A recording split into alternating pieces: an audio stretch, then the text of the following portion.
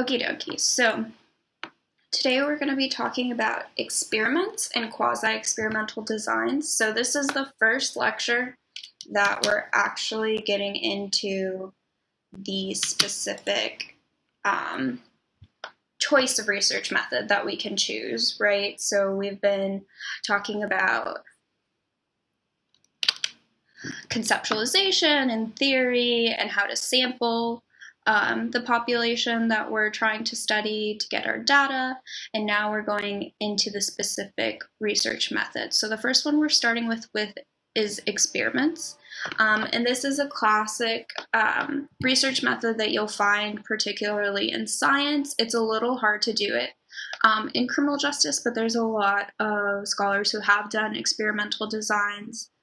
And your assignment for this week, one of the options is to do the memo and to sort of listen to a bunch of scholars that have done experimental designs or causal methods, which is sort of interesting because it's hard to implement in the real world, because we often, if the most ideal experiments are often people in lab coats with mice, where you can like really control your population and really isolate the treatment, but that's harder in criminal justice. And then we're also going to be talking about analysis and application, and I've just sort of been talking about application just now and how it's difficult to apply research, to apply experimental methods in criminal justice, but you can, and we're going to talk about the different ways that you can, and oftentimes experimental methods are really ideal for program evaluation because we want to actually identify the treatment as the program, and in order to show that it actually had the intended effect that we were hoping for the program to have. And then the other thing we're going to get into is sort of analysis. So we've been talking about probability sampling, and statistics has sort of been in the backdrop of that. The idea that we can sample a population to get at a larger parameter estimate of the whole population has to do with statistical theory and analysis. So we're going to talk more about how we analyze the data that we do get from experiments as well. And so I'm going to be jumping back and forth throughout the lecture from these three sort of focuses, and feel free to jump in, ask questions, type them out if I'm not connecting them well enough, or if you have questions. So first, an introduction. So we have here sort of a definition of experiments, and experiments are sort of hard to define. There are like varying definitions. Your book doesn't like have a straightforward definition. It's sort of more broad. It's a process of observation to be carried out in a situation expressly brought about for that purpose. So this is really broad and sort of uninformative, but the specific components and experiments that we're talking about is that there's a designed intervention. You implement the intervention and you observe the consequences of that intervention. So this is sort of broad because it depends on your research question, the population that you're looking at, but this is sort of the framework and the structure in which you can make more specific this procedure for your specific research question. And so it's especially suited for hypothesis testing. So it's not necessarily exploratory. It's more when you have a specific question that you're trying to determine and an independent and dependent variable that you're trying to establish and determine if there is a relationship there.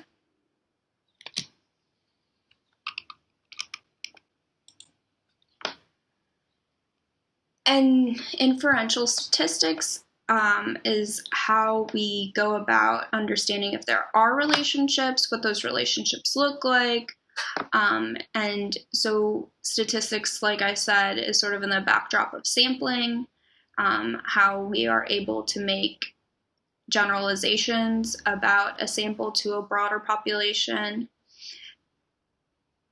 And there's univariate and multivariate findings that we can interpret, and I'm going to really emphasize that it's really important to understand your independent and dependent variables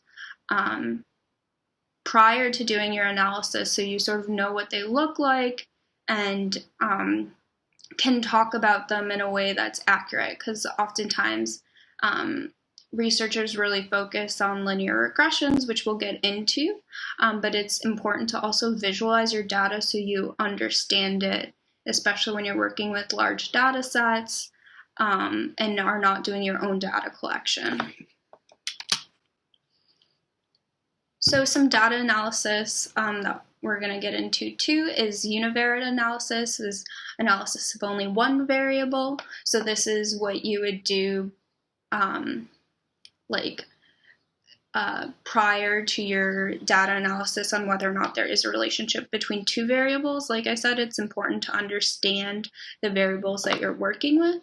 And then bivariate analysis is analysis between two variables, which honestly doesn't, that's good for exploratory work and for doing your pre-analysis, but in order to ensure that you are making a causal claim, that you're, in order to get the right statistical analysis to say that X causes Y, which is all of what experiments are trying to isolate, the X and the Y and their relationship to each other, you're really going to need to do a multivariate analysis, unless you have a very classical experiment, then you won't need to. But in a lot of criminal justice research, we have confounding variables and variables that are correlated, like criminal justice contact and poverty and all of these things. So usually we're doing multivariate analysis even when we're doing experiments, because we're often not able to implement the classic experiment, which we'll talk about what exactly that looks like and why it's really hard to implement it. And then distributions sort of go in with univariate analysis in talking about how our variables are distributed. Okay. So here's some vocabulary for experiments. So a study in which an intervention is deliberately introduced to observe its effect is an experiment. So we, as the researchers, are sort of controlling our environment and constructing this space in which we're defining and making sure that certain variables are identified and that there's a specific intervention we're putting in place, and making sure that we have sort of control groups and treatment groups. And a randomized experiment is what allows us to really say that there's a cause, because you can sort of implement an experiment, but what makes us able to statistically identify error and to ensure that we're actually looking at the relationship between the variables is the randomization process of experiments. So an experiment in which units are assigned to receive the treatment or an alternative condition by a random process, such as the toss of a coin or a table of random numbers. And so we really need to pay attention, especially to the units of analysis. And we'll talk about that more as well. So then there's also quasi-experiments, which is an experiment in which units are not assigned to conditions randomly. And this is often what criminal justice scholars will do, because in a lot of ways, sometimes it's completely unethical. We can't assign people to prison or not prison randomly, right? There are specific processes by which we're doing and filtering within the criminal justice system. So randomized experiments in criminal justice are often have to be very creative, and you'll see that in your homework if you listen to the podcast. There are some very creative designs that try to get sort of synthetic controls and synthetic treatment groups. And then there's a natural experiment. which we won't get into too much, but I'm happy if someone is interested in this to talk more. But it's not an experiment because there's usually some exogenous, and by exogenous I mean some outside force that's created a shock that has randomized things for you. So a classic study that did this is that there was I think it was in after post-Katrina, the whole housing market was like completely dispersed. So scholars did analysis on where people lived in recidivism based off of like poverty and whatnot. And the exogenous shock was the hurricane. So there's like a lot of times you'll see that it's often environmental factors like that cause this randomization process to occur. And then there's also correlation studies. So this is usually synonymous with non-experimental or observational study, and this just simply observes whether or not there's a relationship among variables and the size and direction.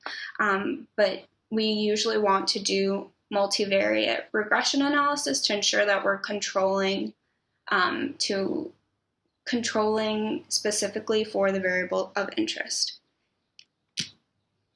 So the classic experiment that you think of with the lab coat and the sort of isolating variables, and like the researcher is in complete control of randomization and this entire process and has like very well set up this space in which they're doing the experiment and the population that they're working with. And so the three components of that are that there's independent and dependent variables that you identify based off of your research question of interest, and there's pre-testing and post-testing. And there's a specific intervention that occurs with the experimental group, and then the control group doesn't get the intervention. And just an overview of independent variables. So the independent variable would be the cause in this case. So if we are thinking about, I'll think of an example in a second, but the dependent variable is the effect. So it's the outcome that we're observing. So if we're looking at lab rats and we are shocking and creating a stress in one of them to see how their behavior changes, we're going to do that to an experimental group, and the control group is not going to get that shock, and we're not going to observe the behavior afterwards. So variables and relationships, we've seen the slide before, but I just want to emphasize that the independent variable is causing the dependent variable a change in the dependent variable that we're observing. And so there's inherently like a directional relationship, and so we see that the independent variable causes the dependent variable.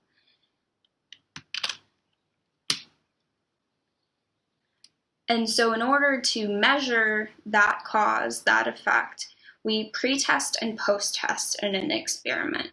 So before our subjects go into the experiment, before we implement the intervention or the treatment that we're creating, we measure our control and our experimental group. And we get sort of a baseline of what the dependent variable was, because we're not measuring the independent variable yet because it hasn't been introduced, because that's the treatment.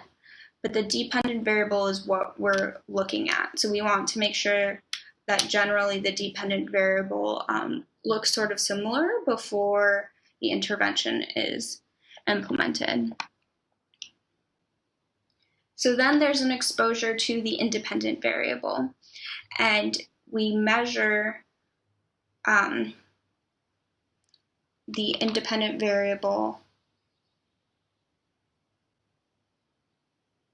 as well. but usually we're controlling the measurement of that independent variable because we're the ones that are implementing the treatment. So we can say that this experimental group got this treatment, this level of shock, and this is, or the independent variable, we might not be measuring the treatment itself, we may be measuring the presence of the shock or non-presence of the shock, and that it's in itself is the treatment variable. So often the independent variable is seen as a binary of either having had a shock or not had a shock, or for say an experiment that's looking at like the effects of prison, it's having gone to prison or not gone to prison. So oftentimes the independent variable is seen as a binary variable that either exists or doesn't exist, and that's because we're implementing a treatment on the experimental group and we're not on the control group. So that's the difference in the independent variable. Does that make sense? Does anyone have questions on that? I'm just going to pause for a second in case there are.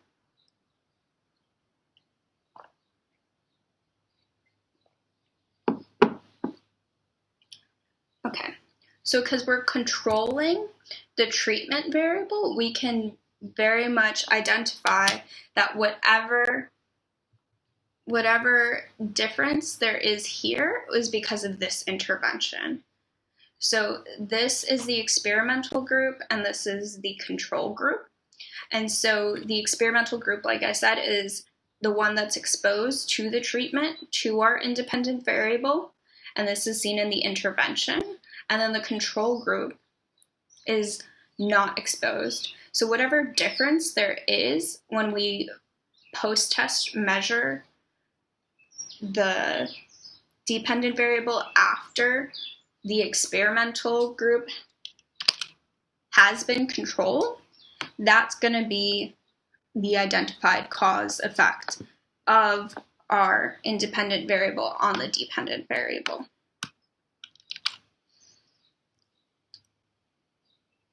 So this is hard to do in the criminal justice system, like I said, because we can't randomly assign people to criminal justice sanctions. Some have done programs where like there's a pilot program in a courtroom and people get randomly assigned to alternative sanctions or traditional sanctions. So there are ways to go about doing that, but you need like political buy-in and like a whole process by which you can do that.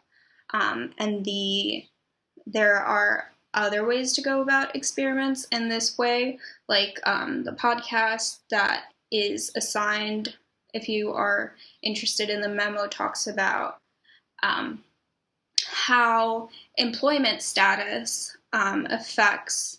is affected by whether or not you have been incarcerated. So it's not this traditional, we are doing the intervention of incarcerating people, because that would be completely unethical, but it's instead that the researcher has identified people that look very similar, and they are given resumes that either say they have been incarcerated, which is the intervention, or have not. And then they measured what the callback rates for those people. So it's a sort of adjustment to this type of thing to understand that we're in the real world. And as criminal justice scholars, we're often interested in people's perspectives, how people interact with the system in general. So it's more complex than being able to institute a treatment onto an experimental group.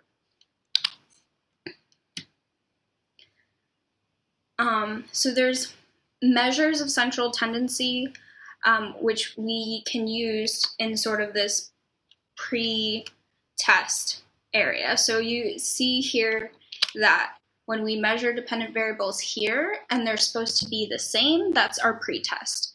And then when we remeasure after the intervention, that's our post-test. And so oftentimes we'll do before the pre-test is look at these dependent variables and see how our distributions are with this. So if we're measuring like how shocks produce stress in mice and we have some sort of measurement for stress, then we need to see what the frequency of that is in the mice.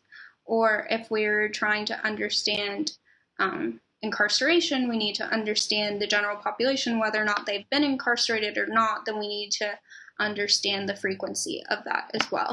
And so when we're looking at one specific variable, often the dependent variable that we're interested during pretest, it's important for us to understand what the distribution looks like. So if you see here, this is the frequency of the variable. So if it were a binary, it would be just a bar that said yes or no. But say we're looking at levels of stress, then this would be like, oh, there were only 3 people who had a low level of stress. And let me bring this out.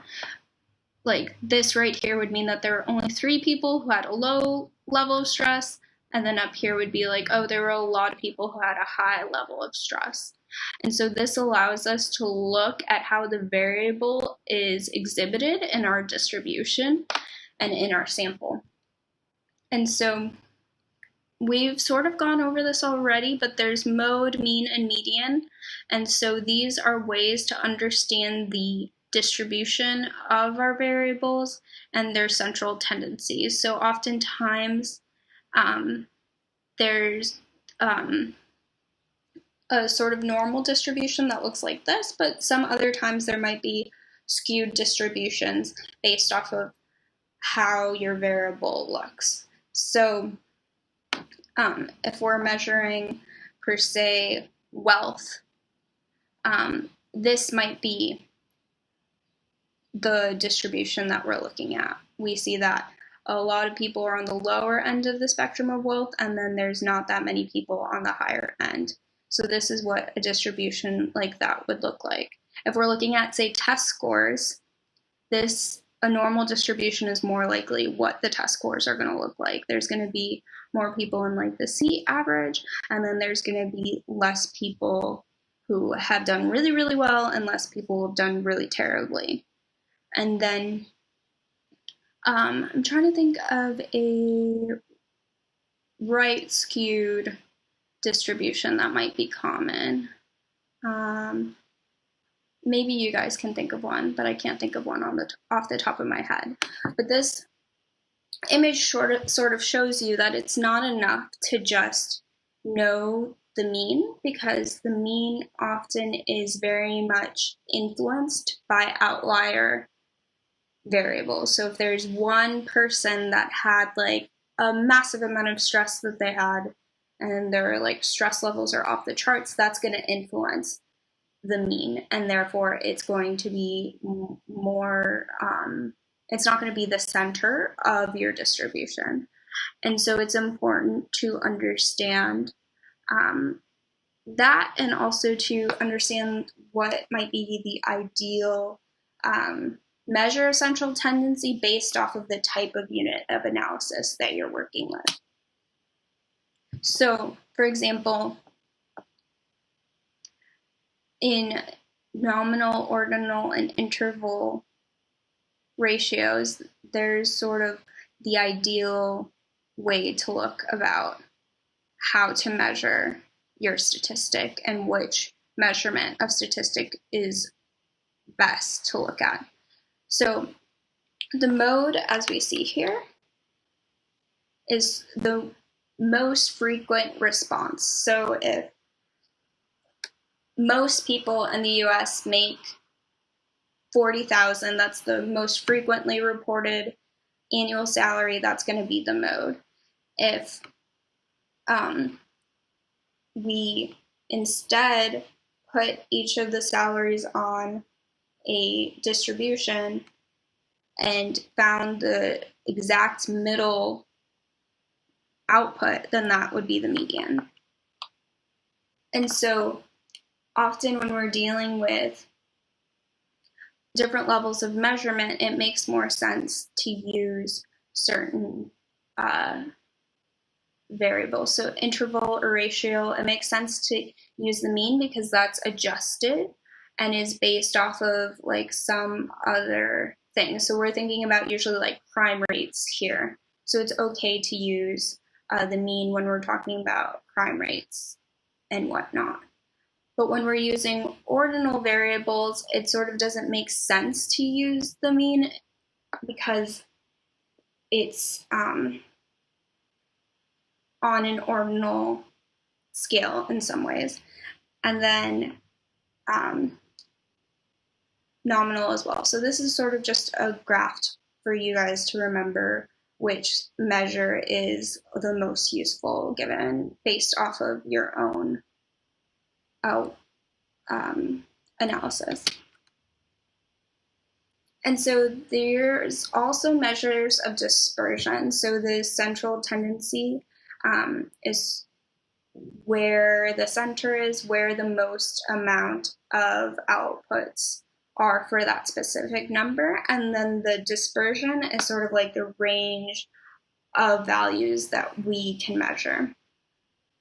And these are all ways in which you can measure the dispersion rates and develop rates. So that way, when you're developing rates, what you're doing is you're taking distributions that look more left skewed or right skewed, and you're sort of centering them and standardizing them so they look normal.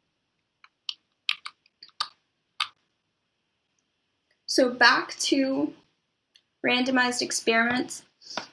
Oftentimes when we're talking about the classical experiment, and for example, like medical studies on drugs, there will be a placebo. And it doesn't always need to be a drug, right? It could be if you're doing an intervention and you're trying to understand something, you might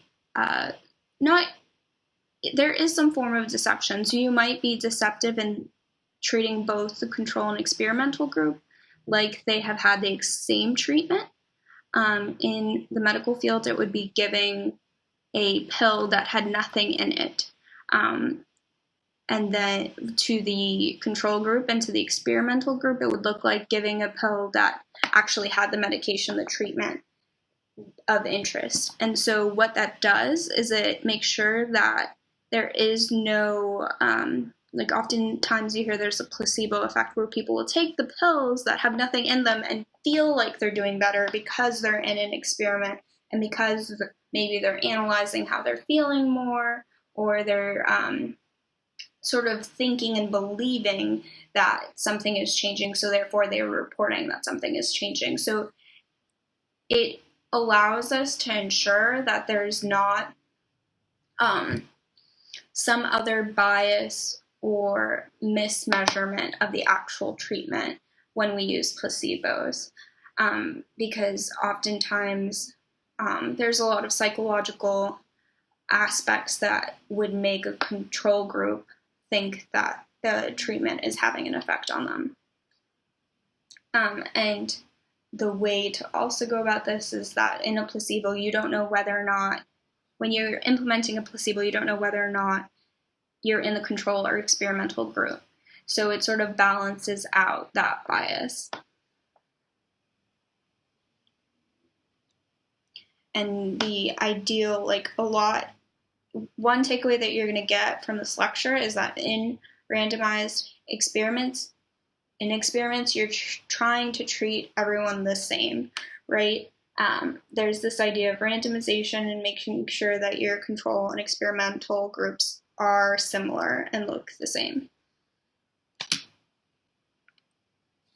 And so sometimes we as researchers might influence the experiment itself, and maybe our language is a bit different when we ask questions of our participants in our study, or maybe we just have a different demeanor, or we're treating the experimental group slightly differently because of our own understanding that that's what we're doing. And so this also exists when we're not doing self-report, or when we're actually observing the participants that we're looking at, and we're the ones that are identifying what changes in the dependent variable might occur. And so this is when we would implement a double-blind experiment where we as researchers don't know who got what. And obviously, if you're doing an experiment, you're going to have to work with other people to ensure that, because someone's going to have to implement the randomization. Or you would do something where, like, after you do your data analysis, then you would know which group got what. And so when you're doing an experiment, you need to identify, like all research methods, the first step is identifying what your population of interest is. Are you trying to understand everyone in the US and what they think about this? Usually that's not what happens in experiments. Usually you're trying to identify a particular population that you want to understand the treatment's effects on.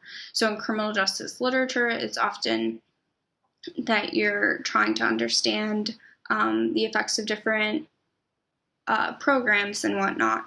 So you're going to identify participants who have already been exposed or are going to be exposed to those programs. Oftentimes we're dealing with criminal justice involved people who have had criminal justice contact, or we're looking at policing and like how police influence things. So selecting subjects is the first step. And after that step, you need to understand how to randomize the treatment. And when you're dividing your population into these two experimental and control groups, you want your population to be representative and exhaustive, so you can't have the treatment or control group sort of intermingle in some ways. You want to have some form of separation, and we'll get into why as well later. So the random assignment is what's key, and that's often what's hard and difficult to do in experiments, is the random assignment.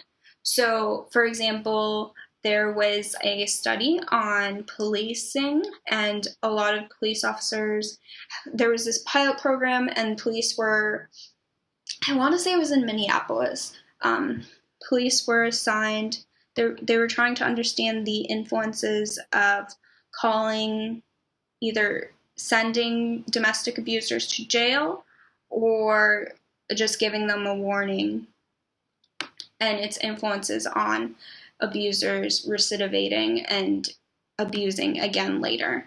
And so the way they randomly assigned it was that they gave police officers sort of this form. So every time they got a domestic abuse call, they would take the slip of this form, and it would tell them to either allow the person to just take a walk and come back, or to take them to jail for a stay in a jail facility. And so this is how the random assignment was implemented. It was implemented through the police officers having this sheet, and in the sheet telling them what to do. But what was tricky about the random assignment is that police officers could choose not to do the random assignment. So then it doesn't become a randomization process. There's this selection bias that occurs because police officers are putting their own discretion in it as well. And so discretion and people's ability to make decisions often undermines randomization, because people are the ones that are making those decisions based off of data that they're understanding. And so randomization is often really hard in criminal justice processes, but a way to usually do randomization is for you to do it prior to the study and sort of isolate the treatment by giving it to one control group. And so this is why it's difficult in criminal justice. But the way you would do randomization is based off of the unit of analysis. So this also is where things get tricky. Is it's easy when you're in the medical field to sort of identify, like, their unit of analysis is usually people and how people react to a certain treatment. whereas our unit of analysis sometimes is programs or is sometimes counties or neighborhoods. And so when you're working with that high level of units of analysis that aren't people, you still need a large sample. So it's easier to get that large sample when you're working with individual people, but when you're working with cities, or you're wanting to know the effects on cities, or you're wanting to know the effects on police departments, you need that, like a lot more police departments. You can't just count the police and count that as your sample. It needs to be police departments. Your unit of analysis needs to be the same. So this is also where random assignment gets tricky in criminal justice as well. And we saw this slide prior. It's the criteria for causality, and there needs to be a temporal order. So this is the nice thing about randomized experiments too, is we're doing a pre-test and a post-test, and we're the ones that are controlling the intervention and putting it after the pretest. So we ensure that there's a causal order in which we're measuring the dependent variable first, we're implementing the independent variable, and then we're measuring the dependent variable again. So we know that there's a causal order by which we put the intervention after we measure the dependent variable. And there's no alternative explanations, especially when we're randomizing things, because when we randomize things, then we're isolating that the only thing that's changing is the intervention. Nothing else is changing, because we're ensured that these samples look exactly alike between the experiment and the control. There's no other differences between the two of them. And then when we do our data analysis, that's when we establish an empirical relationship between the variables. So this is why a lot of scholars will describe experimental methods as the gold standard for causal inference, because we are physically and in the design controlling for all of these things, we are like very more confident in saying X causes Y. Why? Because I measured X, and I'm the one that implemented X, so I know that X is the only thing that's being taken into account in the post-measurement phase. And here is what I talked about. So there's a pre-test and post-test, so we know that there's some causal order. We know that there are no other third variables, because we know that the experiment and control group were done via randomization and should look very similar to each other. And this is what causes successful experiments. And sometimes when you get an experiment and you analyze the data, you may find that there was no effect, and that's okay.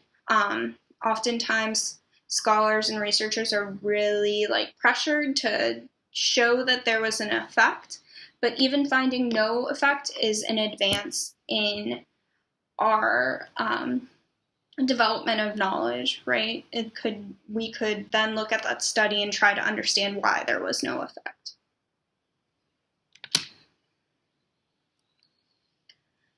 So these are the basic building blocks of the experimental design. So there's the number of experimental and control groups.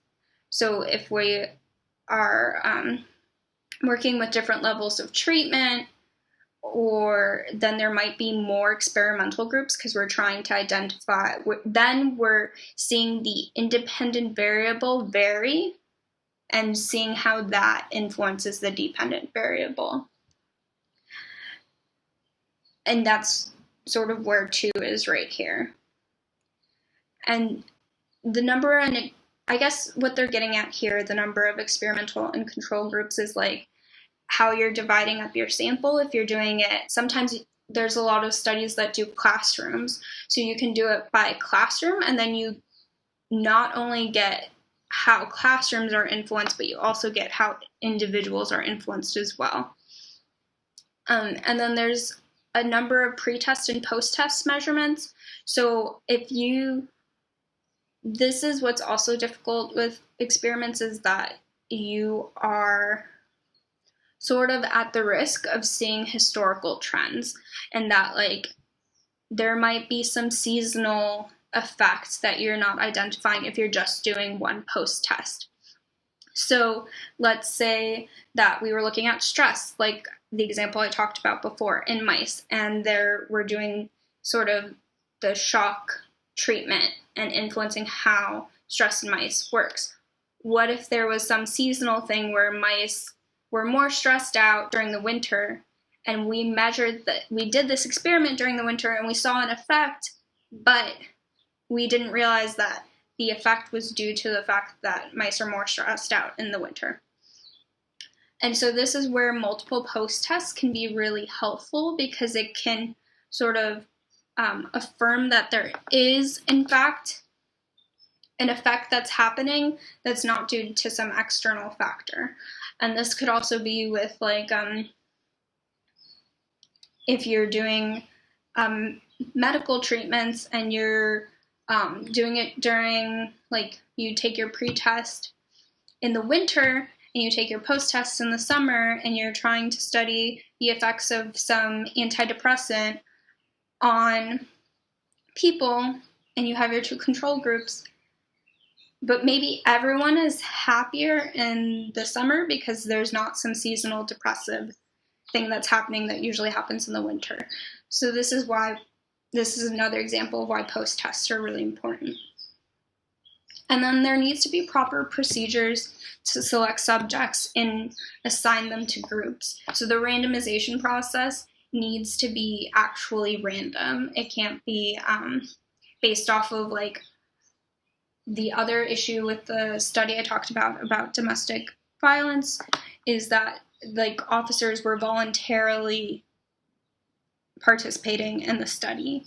So there might be a difference between the officers that want to be in the study versus the officers that would not want to be in the study, that might affect the results of the dependent variable as well.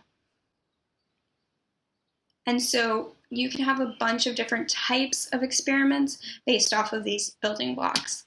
And here's a very overwhelming schematic diagram of those. And it looks like very complicated, but the R stands for randomization. So as you see, all of these are randomized experiments. The X stands for the treatment.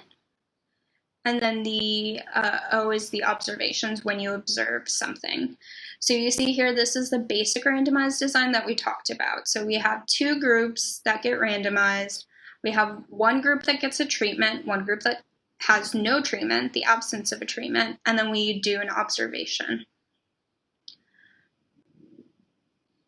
And so then there might be two treatments that you want to look into versus just the absence or non-absence of a treatment. So maybe you want to look into traditional sanctions, like I talked about, being in prison, versus alternative sanctions like probation. So those are two treatments that you can look into. And this is one without a control, and this is one with a control. And oftentimes these things are dependent on administrative and buy-in from programs that you're trying to work with. And there are a bunch of different, like, issues with validity in these specific designs. Like, you would be very concerned with history right here because you're not doing a pre-test, whereas here you are doing a pre-test and a post-test, and this is more ideal. And there are sort of factorial designs that are helpful for when you're measuring something that there are different levels of treatment that can occur. So if you're measuring tutoring for students and whether or not that increases their grades, you might use a factorial design to do different levels of treatment by hours or different types of treatment. Then there's also longitudinal designs, which I talked about, which helps with history and maturation that could naturally occur. Like, sometimes people grow and they are just over time going to gain more weight, or over time going to be more stressed out. longitudinal designs are helpful in ensuring that the outcomes are actually based off of the treatment and not just because of history or the natural growing that occurs with people and most things. So you don't need to know this too much, but I think it's helpful in understanding there are different types of research, randomized designs that can occur.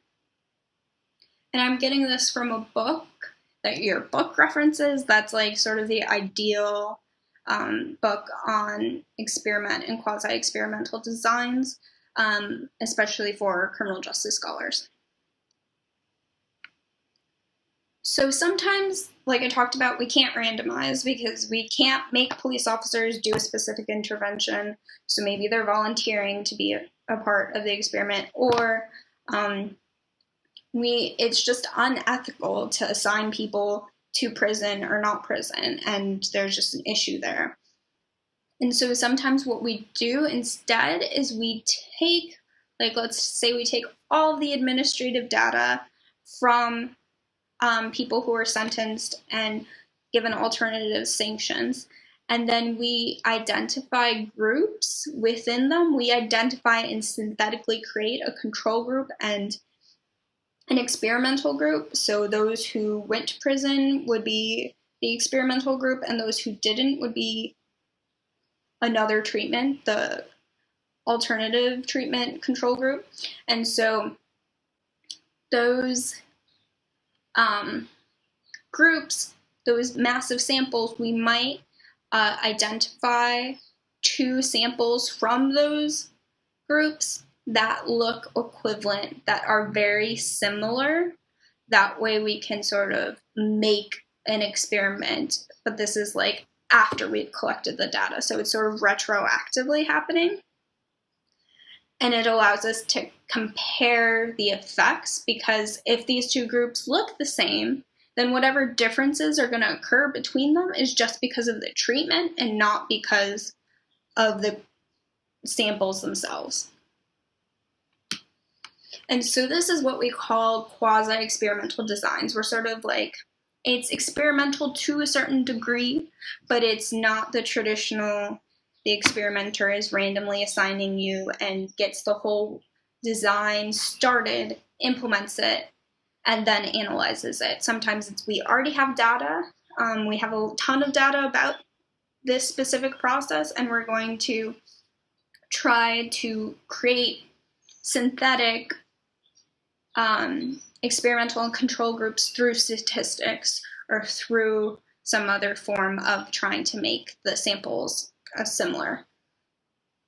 And so there are 2 categories of this. One is non-equivalent group designs, where you can't make the 2 groups similar, and then the others is time series design. So we're incorporating time into our analysis.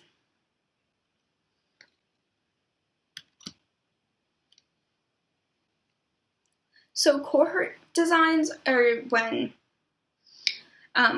groups enter and leave an institution at the same time. So a class of police officers who graduate a training academy at the same time, or all persons who were sentenced to probation in Maine. So there's sort of this cohort that is the group that we're analyzing, and what their treatment is the difference between the actual effect. And you'll see this sometimes too in like when a program is being ended or whatnot, the people who get the program before it ends versus the people who don't get it. And like maybe that happened in 1 month, so you can compare the 2 groups based off of that and what the effects were. Then there's longitudinal studies like I talked about, the interrupted time series. And so there's observations that this usually happens like more on a macro level, not with individuals, but instead with policy interventions. So you'll often see like a graph of like, let's say it was like DUIs. and then there was an intervention at a certain point, and then we look at how DUIs were affected after that. So let's say there was a policy that made the sanctions for DUIs much higher, and that was implemented. Then we can look over time to see, after that policy intervention, what does our data look like after that time? And so this is also, we get issues with eternal validity because of history, because of maturation. We would need to look, we don't know for sure that this intervention we put here is what's actually causing a decline. Maybe the trend was going to just naturally be a decline in DUIs because people are drinking less or something, and that's just a trend. So this is an issue with interrupted time series, and there are a bunch of different ways to statistically go about this, but this is sort of like what you would learn in a more advanced causal methods class.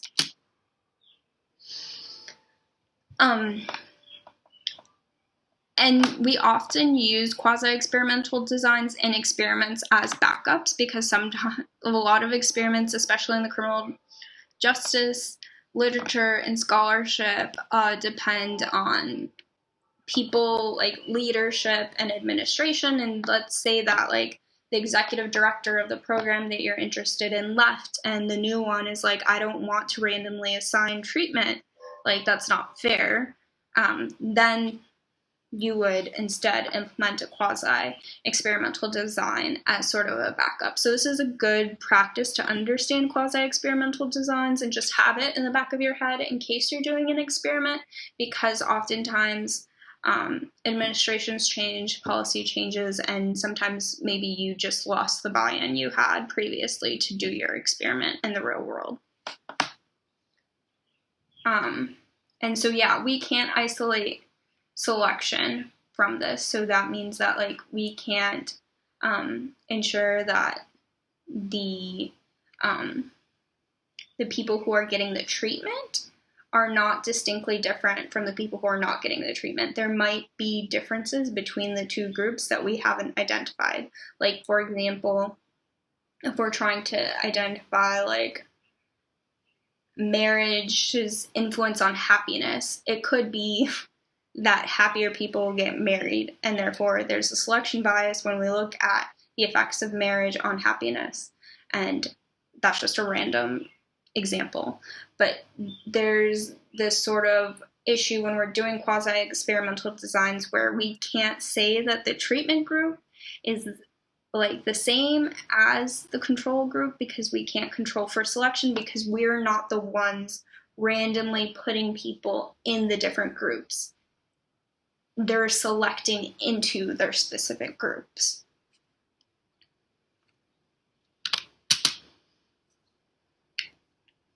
So this is some quasi-experimental design. So oftentimes there's a program that was implemented, so there's some evaluation that occurs. There might be full coverage programs like sentencing guidelines. Quasi-experimental designs, like I talked about, are often used with larger treatment units. So when we're talking about schools, police departments, cities, neighborhoods, quasi-experimental designs are often used because it's hard to get the large N in like the large sample in order to have random assignment. And oftentimes like we can't randomly assign the larger units necessarily. And like I talked a little bit about how history can influence interrupted time series designs. So we've been talking about this, but let's explicitly outline sort of conditions for randomized experiments if you're trying to implement them. So you have to have buy-in from staff and administration to do the experiment, especially if you're working with a program to try and identify the effects of the program. You need people to be bought into it, because even if you're assigning random treatment, if the people If there are people involved in your treatment, for example, if the treatment is a program, then the individuals who make up that program are going to highly influence what treatment looks like. So if in name you're saying that you're randomly assigning people to a treatment program and some are getting substance abuse treatment and some are not, if the people who are administering that don't care about your experiment and are going to still give whoever the treatment that you're interested in, it doesn't really matter, right? So there's this effective implementation and making sure that your design is actually implemented the way that you intended. And then there's also case flow. So like we talked about with the domestic violence example of police officers who are in the field and randomly assigning jail or not jail to domestic abusers, like that entire experiment is going to take a while because there's sort of a case flow and it's happening while you're observing it, where you need to like, it's sort of time constraining. It's not like you're taking secondary data and doing the analysis. You need to sort of have enough of a sample, enough of that incident having happened to be able to do the statistical tests that you need.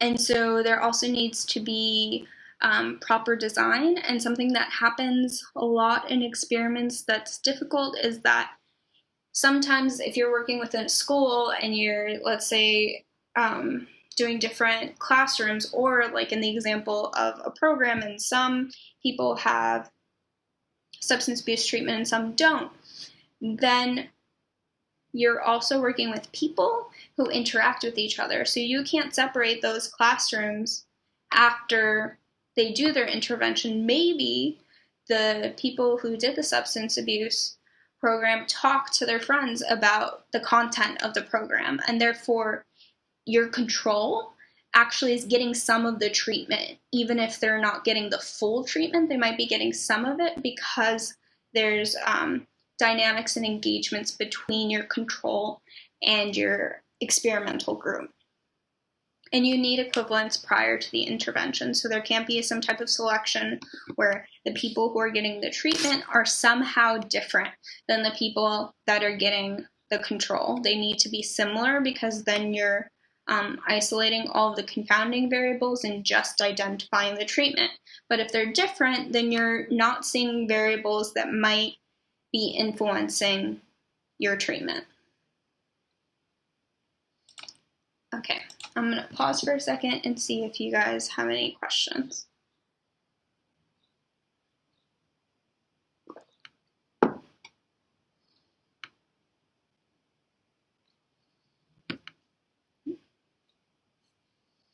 Okay, so these are some key things to think about if you're trying to do evaluation research at the place you work, a nonprofit, wherever that might be.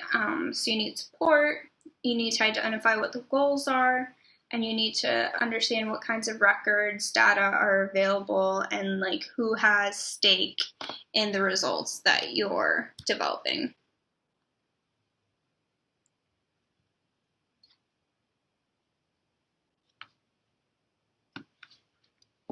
Sorry, I just want to check on time. Okay, I need to speed it up.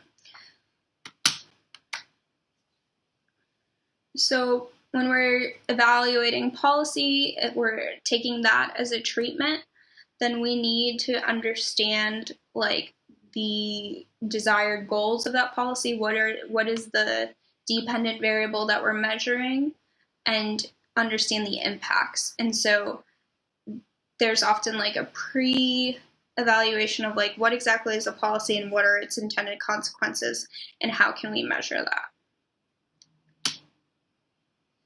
And so there are two types of evaluation. There's process evaluation and there's impact assessment. So the experiments are involved in impact assessments.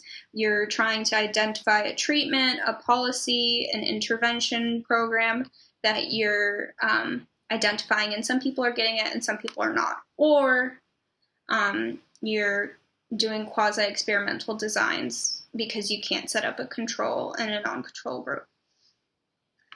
So this is where impact assessments fall into, to understand if the program or policy or intervention and treatment are all equivalent. You can interchange them in an experiment, whether or not they're having the desired effects. But oftentimes before that, you need to know if things are being implemented as planned. And so this goes along with whether or not the treatment and control group are talking to each other, or whether or not all of the people who administer the program are administering it in the same way. So when you do this in the real world, it gets difficult because different stakeholders often have different goals and views about programs, and so you really need to outline what the objectives are. And sometimes a treatment like substance abuse programs or therapy types, like those are really broad, so identifying exactly how you can measure that treatment and making sure that it looks similar in different contexts is really important for being able to identify the actual impacts of that program. So there's randomized evaluation designs, like we talked about. This is like the most ideal form of assessing a program, is to allow it so that there are no selection bias, and you randomly assign people to different treatments. And like we said, this depends on case flow, how many cases you're getting in. And so there's like the structure of the program often influences the amount of people that you can observe for your experiment to assess the impact of it. And whether an experimental intervention is delivered as intended. Like I said, some therapists might implement this specific program differently. And so like different classrooms might have different treatments. All right, I see a question. Let me just try to find it.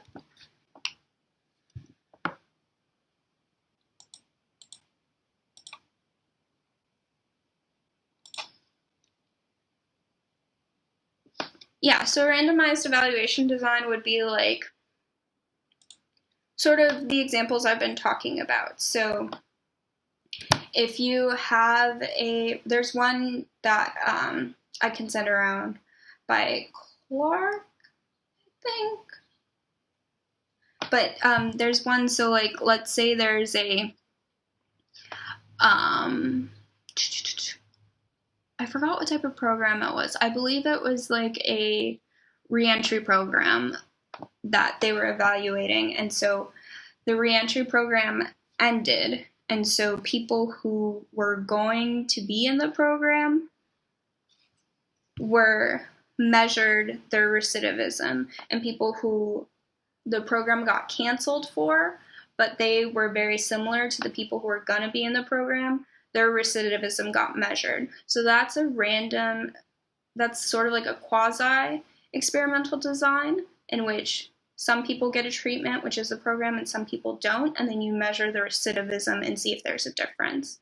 And one that's more of a randomized design, I mean, that has randomization in it because it was sort of random that the intervention stopped.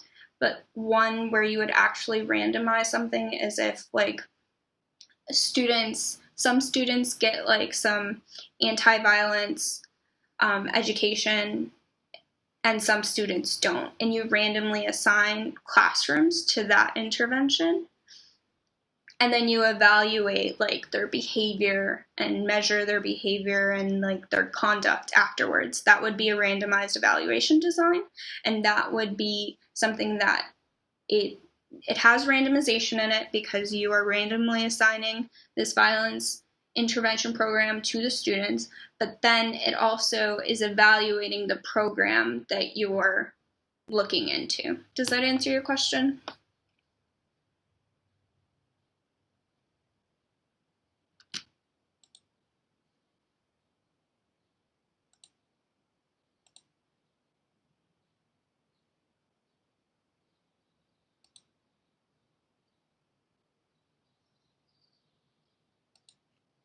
So basically, it's any situation in which you are randomizing the treatment of a program would be considered a randomized evaluation design. It's just hard to do that because oftentimes there are sort of ethical differences between whether or not you're sort of like, if the program benefits other people and you're restraining its access from people, then it gets a little, there are like ethical questions to that. But a lot of programs do this, and you'll see this a lot in pilot studies. Like there will be a pilot program and some people will get it, and there's the intention that the pilot program will expand and more people will get it, but in the initial phases there's sort of a control group that doesn't get the pilot program, and so then there's some sort of outcome that you're measuring where you see how the program has influenced that outcome, like recidivism, like conduct in school and whatnot. So I'm going to move on, but when we're doing this, we're usually looking at some bivariate analysis, and I'm going to skip over this actually because I think we can go over it at another time. But when we're looking at our independent and dependent relation variables, we're often trying to understand if there's a statistical relationship between them.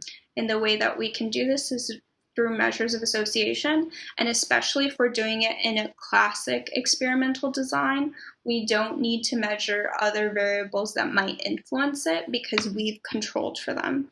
But if we're doing a quasi-experimental design or something that doesn't have randomization or similarities in control groups, then we would want to measure other outcomes. And these are different levels of measurement for that. Your book goes more into this. But oftentimes in quasi-experimental designs, we are not able to ensure that our control and our experimental groups are the same. So we have to take other variables into account, like poverty and other structural things that might influence selection of whether or not you have the treatment or not.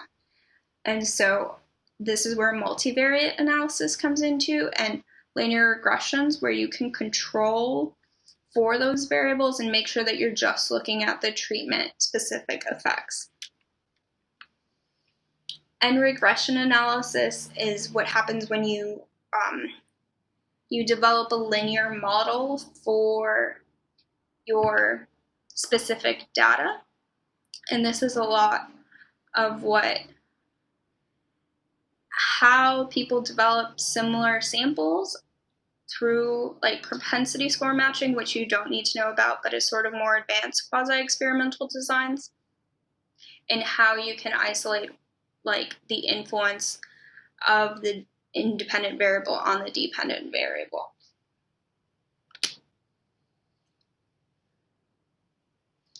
And so the regression line, you have the independent variable is this in this instance, and the dependent variable is x.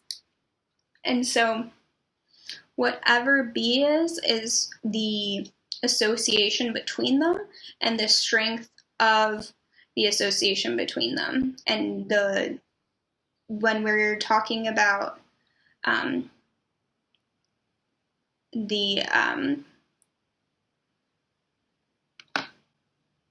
the association between them, we're often talking about the magnitude of it, the magnitude of the coefficients, and the direction of it. So let's say that this is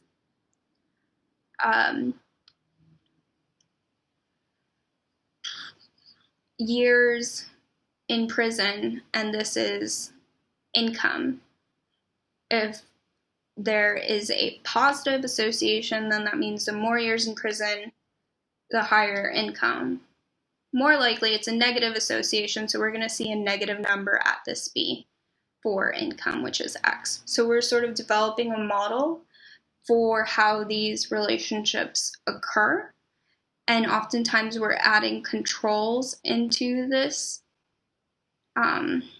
equation to make sure that those aren't influencing the effects of y and x, and that we're sort of accounting for those in our model.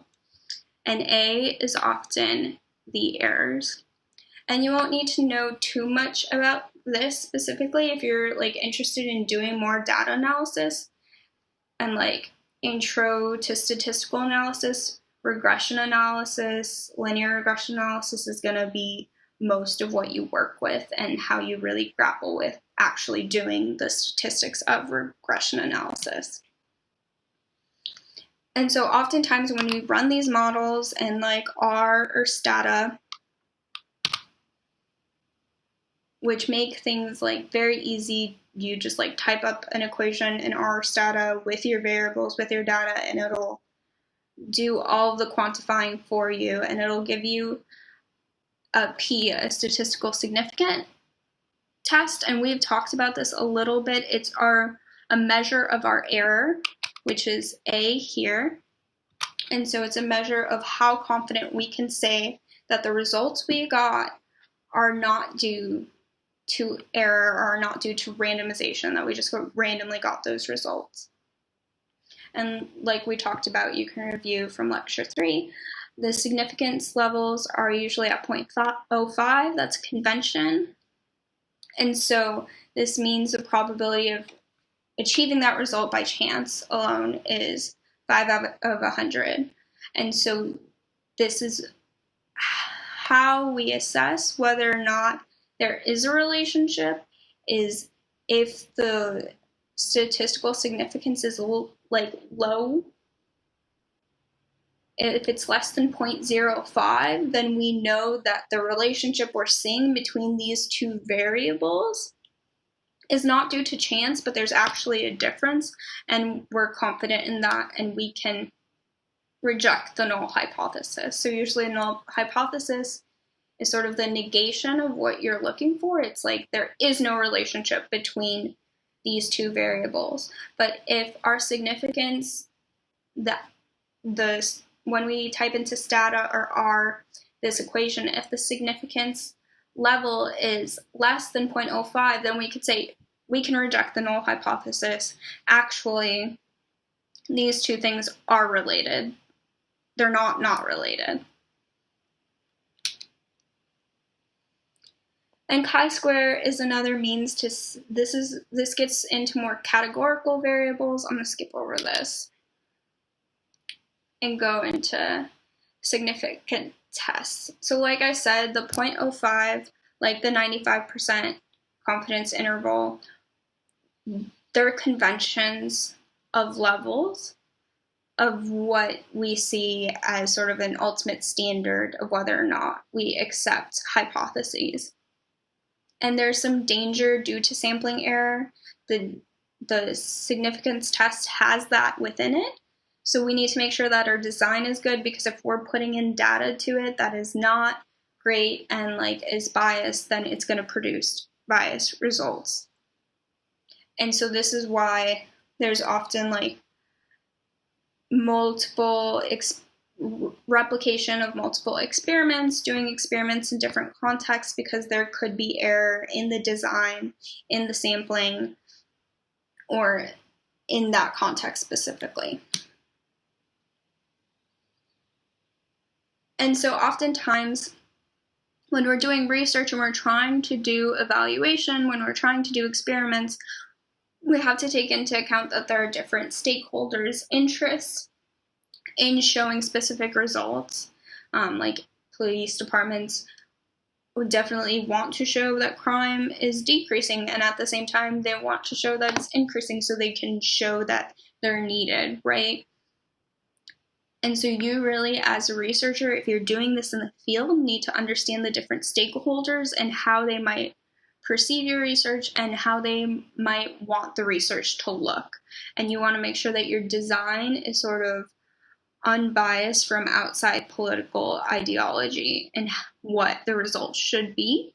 And randomized experiments really help ensure that, because there's a lot of ways that administrators could like provide program, like there's a classic thing is like a lot of programs are given to people who like have already shown that they've been doing well, right?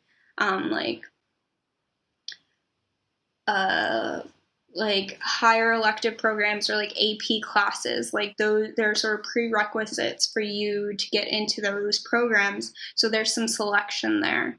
And so when people are implementing programs that are new, if you're working with a program where only the most engaged participants are allowed to be in a specific class or in a specific therapeutic setting, then of course your results are going to be great because you're inputting people who are already less likely to recidivate or less likely to have conduct problems.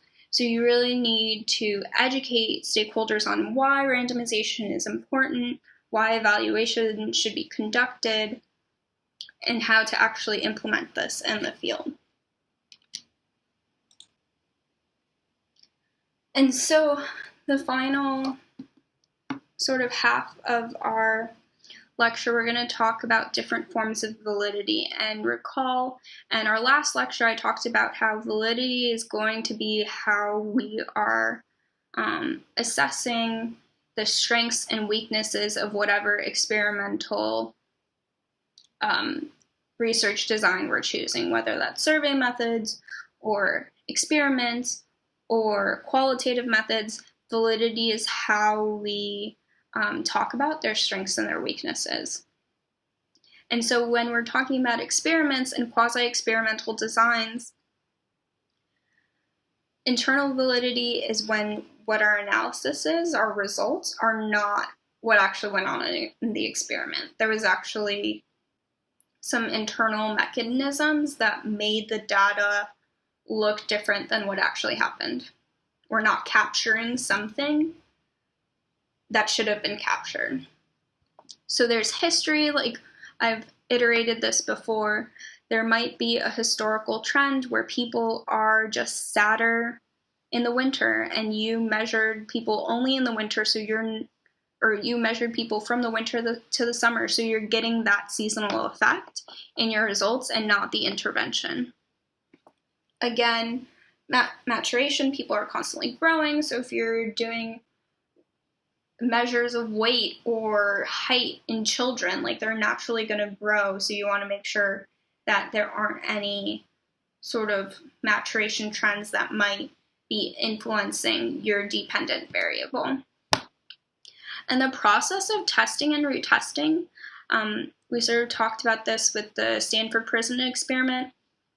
People act differently when they're being experimented on, especially if there's a lab coat person who's asking them questions, right? And so people might not disclose certain things, or they might report that they're doing much better on their stress levels because you're asking them, so they're reflecting on them and they think they're doing better. There are some sort of placebo effects of just testing in general.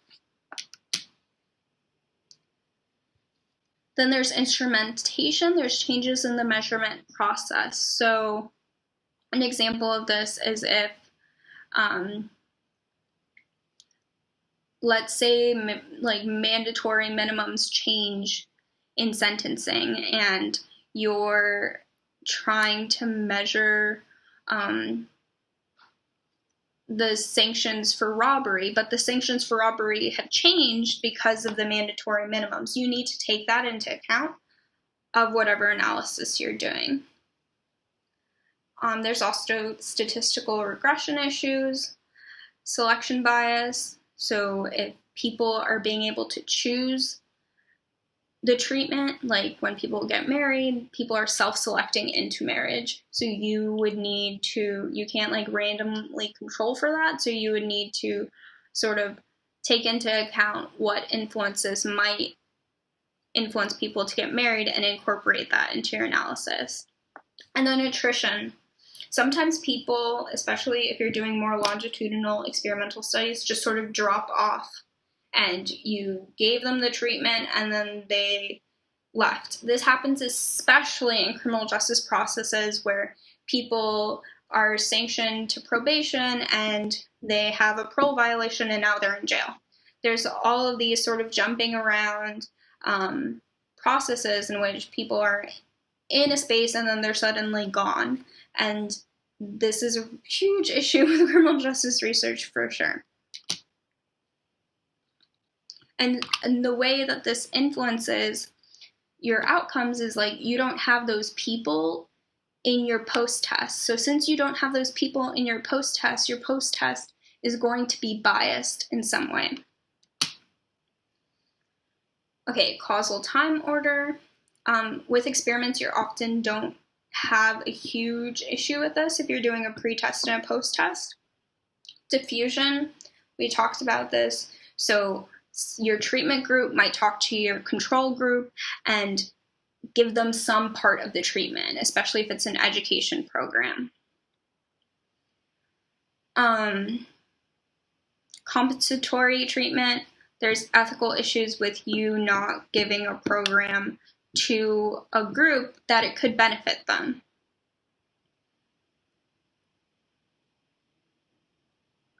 And then there's this compensatory rivalry and demoralization sort of influence how the treatment group reports its outcomes and how the control reports its outcomes, and sort of feelings and morale between the people in the experimental groups. And this is why the double-blind test is ideal, but it's hard to implement in criminal justice. I don't know what a good example of a double-blind test would be, but it's very easy in the medical field to give someone a placebo pill and a control pill, and then the control and experimental group don't see any difference between them. But when experimental and control groups are aware that there are differences between them, that could influence how they're reporting and the outcomes that you're looking into.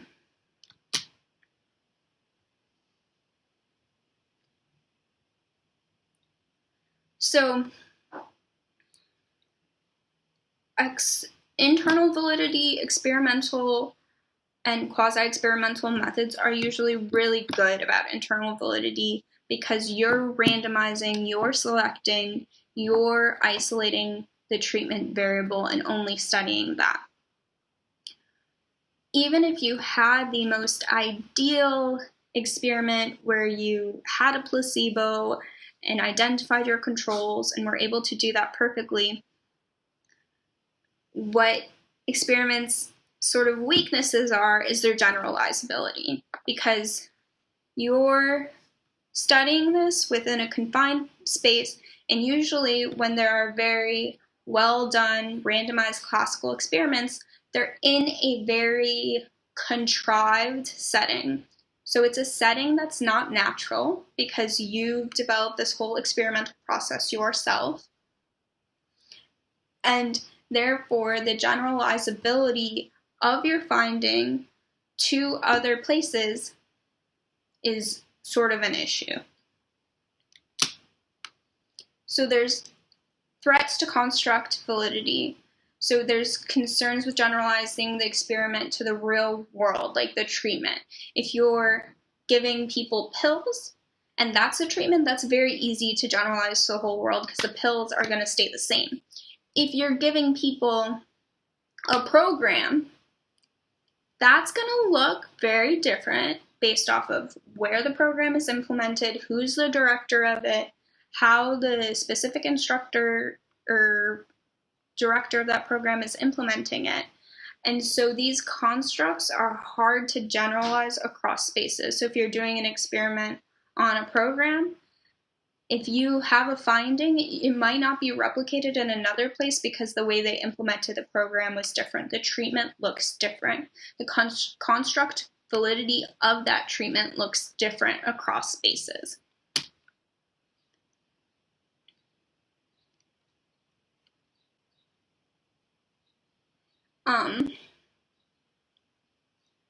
Yeah, so experiments are conducted for external validity, its generalization to another context. It's difficult because experiments are conducted under carefully controlled conditions rather than more natural conditions. So we're sort of creating a synthetic test, a synthetic lab room where we're assigning and not assigning treatment. That doesn't naturally happen in the real world. And then there are threats to statistical conclusion validity. This is what I was alluding to regarding samples. So when we're working with higher order variables, and we are working with classrooms or cities, and we're trying to compare treatment or intervention of a program in those places, we need to have enough sample size in order to do so. And so this can be an issue when you're doing experiments in the field because, like we talked about attrition, you can lose some study participants, or if you're working with macro level variables, it's hard to get a large amount of N.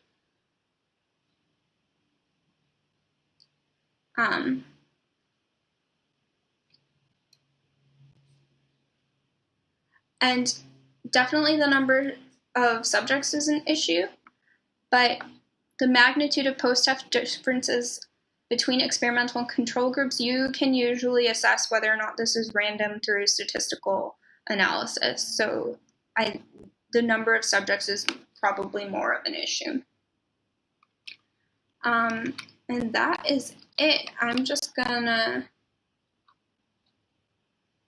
go up here.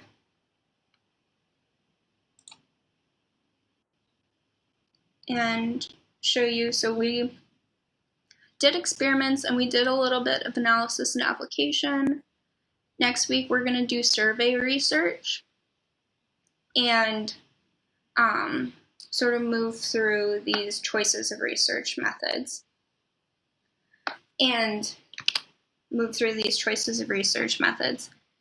And I'm going to talk more about like chi-squared and some other statistical analysis that we didn't get to this week. Don't worry, those won't be, some statistical analysis interpretation will be on your quiz, which is due next Wednesday.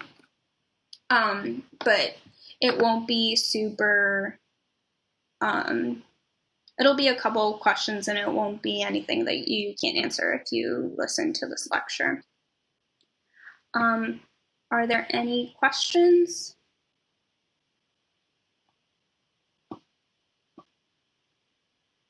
About the quiz, about lecture, about your assignments for next week?